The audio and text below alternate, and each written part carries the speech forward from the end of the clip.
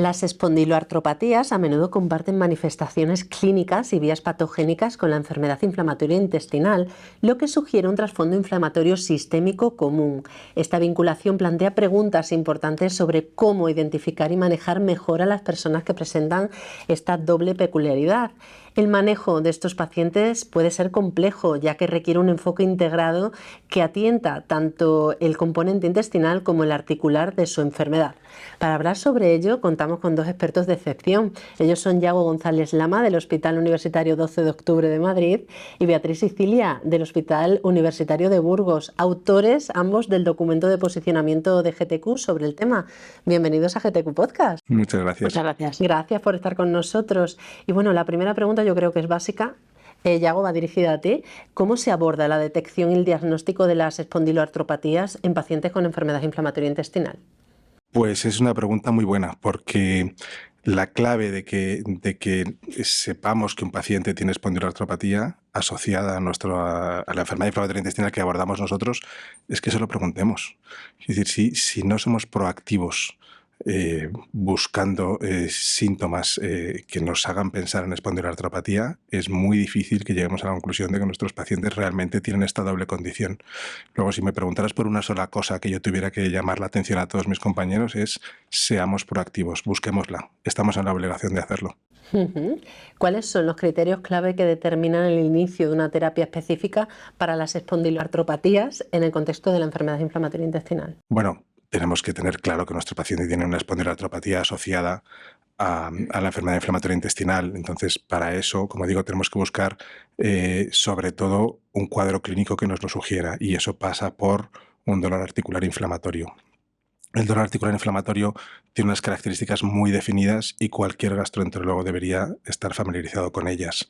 Estoy hablando de un dolor que empeora con el reposo y mejora con la actividad. Un dolor que por tanto además es típico que te despierte o que te duela al final de la noche. El típico dolor lumbar inflamatorio, que es el más típico de este problema, es aquel que típicamente lo tienes por la mañana, se acompaña no solamente de dolor, sino se acompaña de rigidez y te despierta al final de la noche, o lo tienes durante la mañana y te dura un rato. Y los pacientes cuentan que hasta que no calientan, hasta que no hacen un poco de ejercicio, no pueden empezar a funcionar.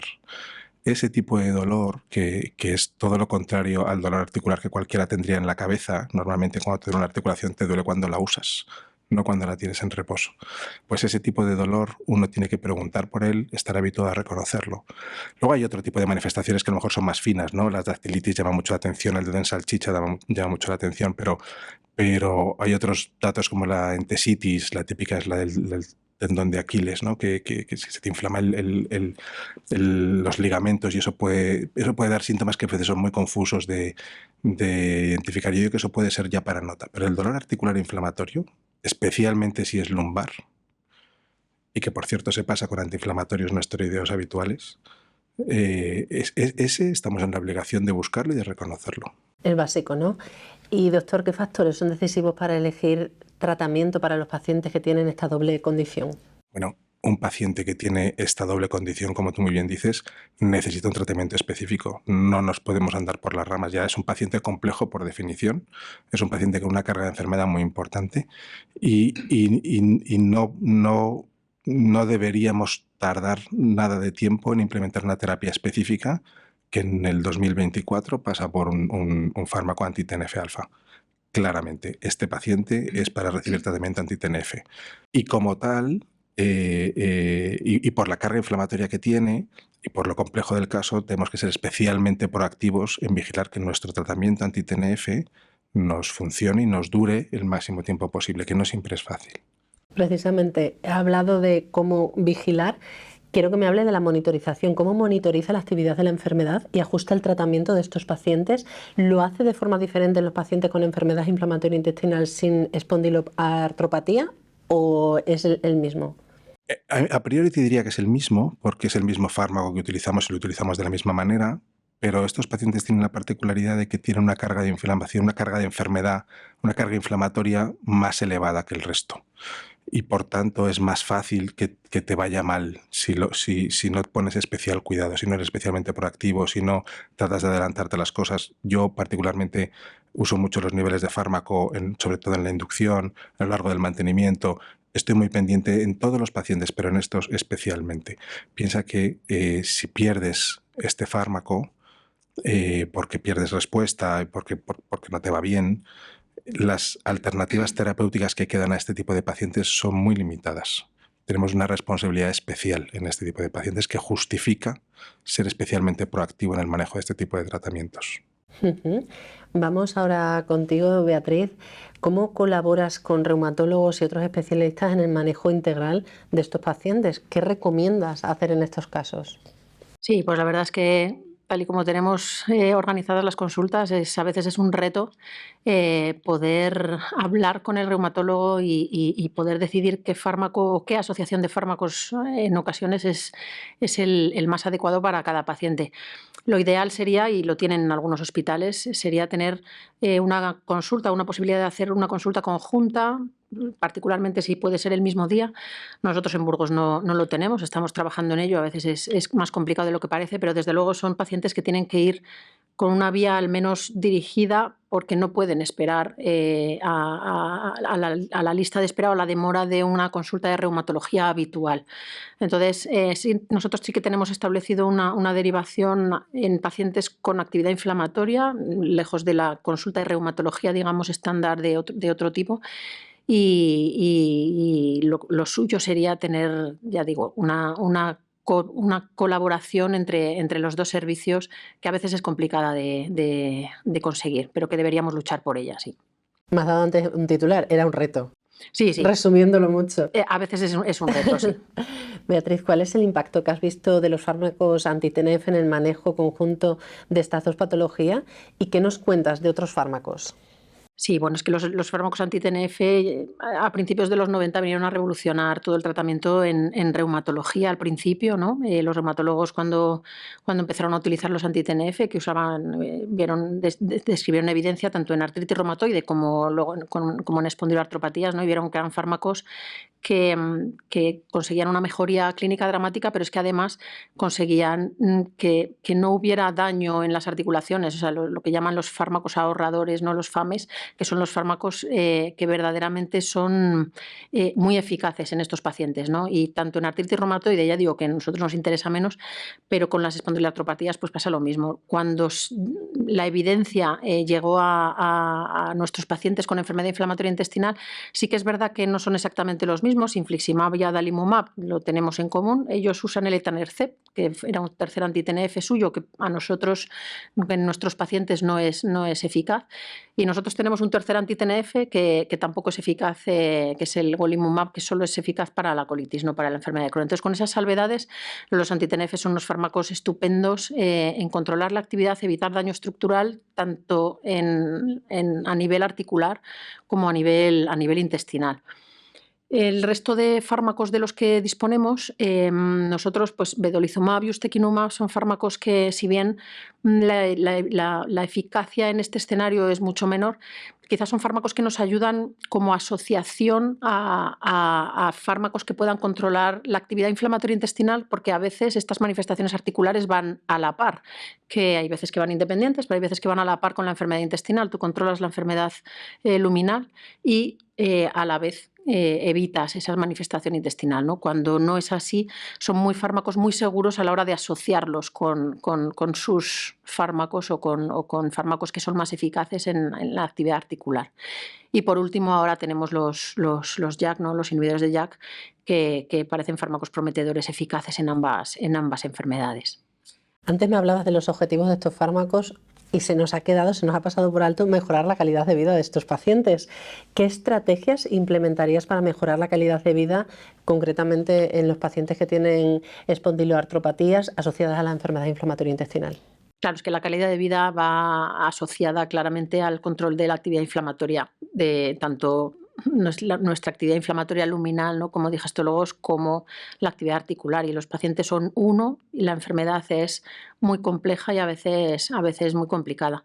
Si controlamos la carga inflamatoria, de manera exquisita y especialmente implicados, la calidad del paciente va a ser exactamente igual que si no tuviera una enfermedad, con lo cual es optimizar los fármacos, tomar las decisiones correctas de forma bilateral y utilizar, si es necesario, asociaciones lo más eficaces y lo más seguras posibles en estos escenarios. Me alegra saber que se puede equiparar la calidad de vida de una persona que no tuviera la enfermedad. Sí, es lo que buscamos cada día en cada paciente en nuestras consultas. Yago, vamos contigo. ¿Cuáles son los desafíos más significativos que tenéis a la hora de tratar a estos pacientes? Bueno, yo te hablaría fundamentalmente de dos. Y uno previo. Uno previo es el que hemos hablado antes, y es que nos demos cuenta de que nuestros pacientes lo tienen. En los dos lados, nosotros tenemos que ser proactivos identificando pacientes con espondiloartritis, pero los reumatólogos deberían ser capaces de identificar pacientes con enfermedad inflamatoria intestinal, lo cual es bastante más complicado. Pero hay estrategias para hacerlo y de hecho GTQ ha trabajado con la Sociedad Española de Reuma en este sentido. Pero bien, dicho esto, una vez que ya estás tratando este tipo de pacientes, probablemente el mayor desafío sea cuando has perdido cuando has perdido respuesta al tratamiento. Normalmente esto ocurre en detrimento de la patología digestiva, es decir, es más fácil que pierdan respuesta desde el punto de vista digestivo y con poca cosa de anti-TNF los pacientes con espondiloartritis generalmente van bien. No siempre es así, eso es un problema todavía más gordo cuando es al revés, porque entonces ya te desconcerta mucho, pero normalmente ocurre como te digo, y es difícil buscar una alternativa que solucione el problema digestivo sin que pierda la eficacia desde el punto de vista reumatológico. Eso nos puede obligar a buscar soluciones imaginativas, a combinar fármacos, a potenciar lo que tenemos y últimamente a echar mano de una nueva familia de fármacos de las que a lo mejor hablamos un poquito más adelante, que son los inhibidores de la JAK que ha mencionado antes Beatriz. Y seguramente el principal reto al que nos enfrentamos es que tenemos un arsenal terapéutico escaso para abordar con un solo tratamiento los dos frentes de estos pacientes. Y ahora sí, es el momento de hablar, de lanzar la pregunta que tú nos adelantabas. ¿Qué investigaciones o descubrimientos recientes creéis los dos que son más prometedores en el manejo de estos pacientes donde coexisten ambas enfermedades? Yago, empezamos por ti, si te Bueno, parece. pues te lo acabo de mencionar ahora mismo, es decir, una nueva familia de fármacos que no es nueva en realidad, lleva ya varios años con nosotros, pero en enfermedad de Crohn está disponible una alternativa de esta familia de inhibidores de la JAK desde hace muy poquitos meses. Son los inhibidores de las JAK quinasas y en concreto en enfermedad de Crohn es upadacitinib y en colitis ulcerosa teníamos desde el año pasado, el anterior, venimos manejándonos con tofacitinib e incluso con filgotinib. Entonces, este tipo de fármacos se han demostrado eficaces tanto en espondiloartritis como en enfermedad inflamatoria intestinal. Y entonces, esto nos abre una nueva ventana de oportunidad para pacientes en los que ya el anti-TNF ya no tenía más recorrido y realmente ha supuesto un alivio para muchos pacientes, ¿no? Que necesitamos una segunda línea. Y aún así, avanzar en este sentido y poder disponer de más alternativas probablemente sería lo más acuciante, el reto más presente desde mi punto de vista ahora mismo. Beatriz, te toca investigaciones o descubrimientos recientes que crees que son más prometedores. Sí, yo voy a ir un poquito más a largo plazo de lo que ha comentado Yago, ¿no? Que verdaderamente los JAK están ahí y ya los estemos usando y parecen eficaces, es una alternativa. Yo creo que lo fundamental en un futuro, pero un futuro yo creo que todavía lejano, aunque hay un montón de investigación ya, es el dirigir específicamente hacia qué línea de inflamatoria debemos dirigir nuestros tratamientos, ¿no? Elegimos empíricamente el tratamiento que va bien a nuestros pacientes y tenemos un gran porcentaje de pacientes, por ejemplo, como un 20% de no respondedores anti-TNF y no sabemos quiénes son. Entonces, la investigación ahora va a la hora de seleccionar, hacer una medicina mucho más personalizada, sabiendo qué mecanismo de acción es el que está guiando tanto la actividad luminal como la actividad articular y dirigir de forma específica y no perder tiempo en un paciente que no va a responder o que sabemos que no va a responder utilizando, por ejemplo, un anti-TNF o un JAK, ahora lo hacemos de forma empírica y en un futuro yo creo que va a ser crucial saber qué fármaco a qué paciente específico ponerle. Al hablar de medicina personalizada, a mí me parece que es imprescindible hablar de empoderamiento del paciente. ¿Cómo informáis o empoderáis a los pacientes respecto a la relación entre estas dos enfermedades? Sí, claro, está claro, y volvemos otra vez a la primera pregunta que nos hacías, ¿no? O sea, el paciente debe saber que no son dos enfermedades distintas, sino que es un abanico de la misma enfermedad, aunque no sepamos muy bien, y debe conocer que a veces van a la vez, o sea, es decir, a veces uno tiene inflamación luminal e inflamación articular a veces van de forma independiente, y tiene que ser capaz de saber pedir ayuda. Nosotros en las consultas de digestivo, generalmente en nuestras unidades nos tienen muy a mano, muy cercanos para pedirnos. Entonces, que sepa que si no se controla la actividad articular, probablemente a lo mejor quiere decir que igual está despertándose la actividad luminal y tiene que consultar, y viceversa, o que tiene que consultar el reumatólogo, pero siempre, cuanto más sabe el paciente de su propia enfermedad, mucho mejor o antes vamos a poder controlar para que esa calidad de vida de la que hablábamos antes sea perfecta. Yago, ¿cómo empoderáis vosotros a los pacientes? Bueno, lo ha dicho Beatriz fenomenal. Se trata de educar a los pacientes. O sea, empoderamiento en este tipo de situaciones significa conocimiento.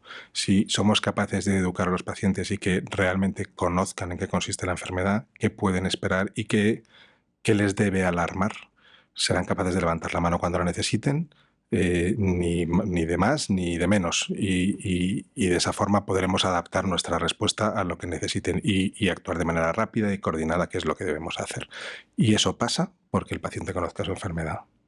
Pues ha sido un placer teneros a los dos aquí total. en GTQ Podcast. Muchas gracias a vosotros. Y espero que trasladéis todas estas cuestiones en vuestras consultas y que los pacientes de verdad empiecen a empoderarse, se empiece a hacer una medicina personalizada real, ¿no? Y que estos pacientes encuentren, más allá del tratamiento, también apoyo. Muchísimas gracias. Gracias a vosotros. Gracias a vosotros.